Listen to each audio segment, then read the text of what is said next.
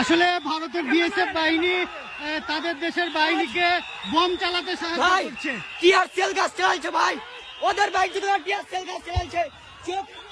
মুর্মু বোমা বিক্ষেপ করছে ভারতে, ভারতের বিএসএফ এর ইন্ধনেই কিন্তু এটা হচ্ছে।